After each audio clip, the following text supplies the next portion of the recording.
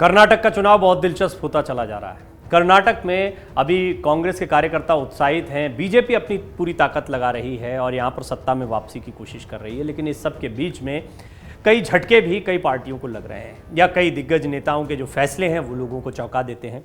कांग्रेस में अगर मुख्यमंत्री पद की दौड़ में देखा जाए तो आपके जहन में, अगर आप कर्नाटक की राजनीति में दिलचस्पी रखते हैं, तो किसका नाम आएगा? निश्चित तौर पर सिद्धारमैया आपके दिमाग में आ सकते हैं। डी शिव कुमार का नाम भी चल रहा है। अब जगदीश शेट्टार भी जो है वो दौड़ में शामिल हो गए। तो हालांकि इन सारे नामों के बीच में सिद्धारमैया, जो कि रह चुके हैं मुख्यमंत्री, वो इसलिए महत्वपूर्ण हो जाते हैं क्योंकि अभी कांग्रेस के जो है सबसे दिग्गज नेता के तौर पर उनको देखा जाता है। अगर कर्नाटक कांग्रेस के दिग्गज नेता सिद्धारमैया राजनीतिक संन्यास के संकेत दे तो ये किसको नहीं चौंकाएगा? क्या है मामला, ये जरा आपको बताते हैं। वरुणा सीट से नामांकन दाखिल करने के बाद सिद्धारमैया ने कहा, ये मेरा आखिरी चुनाव है, फिर संन्यास ले लूंगा। उन्होंने स्पष्टता ये बात कही है।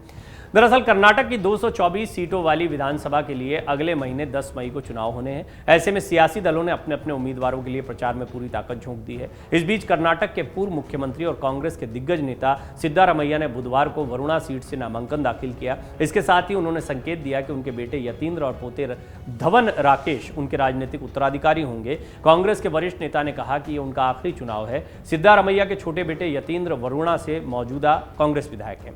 8 बार विधायक रहे सिद्धारमैया। इससे पहले वरुणा से 2 बार जीते थे और 2008 में यहां से जीतने के बाद विपक्ष के नेता बने थे। 2013 के विधानसभा चुनाव के बाद वो मुख्यमंत्री भी बने थे।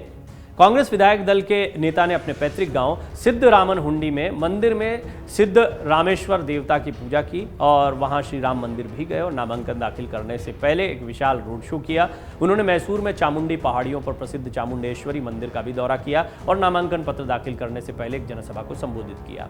सिद्धारमैया ने जनसभा को संबोधित करते हुए कहा कि वो धरती पुत्र हैं क्योंकि उनका गांव सिद्धरामन हुंडी वरुणा क्षेत्र में आता है। इस चुनाव को लड़ने के बाद वो चुनावी राजनीति से संन्यास ले लेंगे, लेकिन राजनीति से नहीं। आपको बता दें, धवन राकेश सिद्धारमैया के दिवंगत बड़े बेटे राकेश सिद्धारमैया के बेटे हैं। सिद्धारमैया ने जैसे ही धवन का नाम लिया, भीड़ ने तालियां बजानी शुरू कर दी। धवन जब भीड़ की ओर हाथ हिला रहे थे तो सिद्धारमैया ने कहा उन्हें राजनीति में आने के लिए 25 साल का होना चाहिए। अभी 8 साल बाकी हैं, उनकी शिक्षा अभी भी पूरी नहीं हुई है। पहले पढ़ाई फिर राजनीति। सत्तारूढ़ भाजपा ने सिद्धारमैया का मुकाबला करने के लिए वरुणा से मंत्री वी सोमन्ना को मैदान में उतारा है। सिद्धारमैया ने आरोप लगाया कि भाजपा और जेडीएस के बीच आंतरिक समझौता हो गया है और भाजपा ने यहां सोमन्ना को मैदान में उतारा है, जो बेंगलुरु के निवासी हैं। सिद्धारमैया ने आरोप लगाया कि भाजपा और जेडीएस एक आंतरिक समझौते पर पहुंच गए हैं। यही कारण है कि जेडीएस ने दलित वोटों को बांटने के उद्देश्य से टी नरसिंहपुर के पूर्व विधायक भारती शंकर को अपना उम्मीदवार बनाया। लेकिन मुझे भरोसा है कि वरुणा के लिए इस साजिश के यहाँ के जो लोग हैं वो इस साजिश को समझेंगे और मुझे बड़े अंतर से जिताएंगे। कांग्रेस के सत्ता में आने की स्थिति में मुख्यमंत्री पद के आकांक्षी क्या हैं सिद्धारमैया? इस पर उन्होंने कहा, मुझे हराने के मकसद से भाजपा और जेडीएस धन का प्रवाह सुनिश्चित कर सकते हैं। उन्होंने कहा, अपनी तमाम साजिशों और करोड़ों रुपए खर्च करने के बावजूद वरुणा के लोग उनके प्रलोभनों के झांसे में नहीं आएंगे और मुझे आशीर्वाद देंगे। अब सिद्धारमैया क्या मुख्यमंत्री पद की दौड़ में, इस पर सीधे सीधे वो कुछ नहीं कहेंगे क्योंकि ये पहले से तय माना जा रहा है कि कांग्रेस में ये एक आंतरिक समझबूझ देखने को मिल रही है कि विपक्ष में पहले जीतना ज़रूरी है। वो इतना आसान भी नहीं है कि कर्नाटक में भले ही एंटी इनकम्बेंसी जैसे फैक्टरों, कई मुद्दे कांग्रेस के पक्ष में दिखते हो, इसके बावजूद कांग्रेस जीत ही जाए। ये त्रिकोणीय मुकाबला होता है। यहाँ जेडीएस को भी फायदा हो सकता है एंटी इनकम्बेंसी का।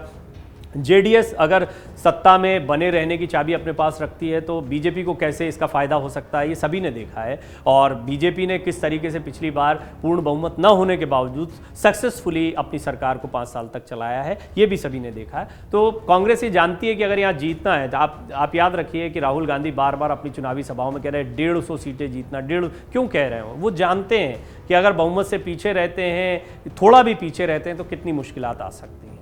मध्य प्रदेश उन्होंने देख रखा है, कर्नाटक उन्होंने देख रखा है, तो उनको पता है कि यहाँ इतना आसान नहीं है बीजेपी से मुकाबला करना। आपको ये भी बता दें कि कर्नाटक चुनाव की तारीखों के ऐलान के बाद विपक्ष के नेता सिद्धारमैया ने कहा था कि उनका आखिरी चुनाव है। इन्हें पहले भी वो ये बात कह चुके हैं। सिद्धारमैया ने कहा था, इसके बाद मैं राजनीति से संन्यास ले लूंगा। ये मेरी इच्छा है कि मैं अपने मूल निर्वाचन क्षेत्र का प्रतिनिधित्व करूँ और रिटायर हो जाऊँ। यही कारण है कि मैं वरुणा निर्वाचन क्षेत्र से चुनाव लड़ रहा हूँ। सिद्धारमैया ने 2018 के चुनाव में पड़ोसी चामुंडेश्वरी और बागलकोट जिले के बादामी से चुनाव लड़ा था। चामुंडेश्वरी में हार का सामना करना पड़ा था, लेकिन बादामी से जीत गए थे। अब 2023 के चुनाव में वो अपने गृह निर्वाचन क्षेत्र लौट आए।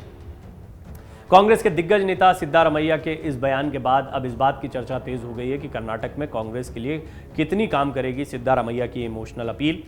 सिद्धारमैया कांग्रेस के सत्ता में आने पर मुख्यमंत्री पद के भी दावेदार हैं, अब देखना होगा। हालांकि डी शिवकुमार भी मजबूत दावेदार माने जा रहे हैं, युवा भी हैं अपेक्षाकृत, और साथ ही साथ में भारत जोड़ो यात्रा के दौरान काफ़ी अच्छा काम किया उन्होंने, तो इस जीत का श्रेय उनको भी जा सकता है। वहीं अब जगदीश शेट्टार भी आ गए हैं, तो देखना होगा कि वो किस पद पर होते हैं। उनका कद तो बड़ा रहा ही है, लेकिन हालांकि वो अब बीजेपी से कांग्रेस में आए हैं, तो ये देखना होगा कि कांग्रेस में उनकी स्वीकार्यता कितनी होती है, और सबसे बड़ी बात, कितनी सीटें वो कांग्रेस को दिलवाने में कामयाब होते हैं। ये बहुत बड़ा सवाल है। अगर वो अपने क्षेत्र में या कांग्रेस को अपेक्षाओं से परे सफलता दिलवाते तो निश्चित तौर पर उनकी दावेदारी भी मजबूत हो जाएगी। तो बड़ा दिलचस्प रहने वाला है चुनाव। हालांकि ये सारी बातें तब है जब कर्नाटक में कांग्रेस वापसी कर ले।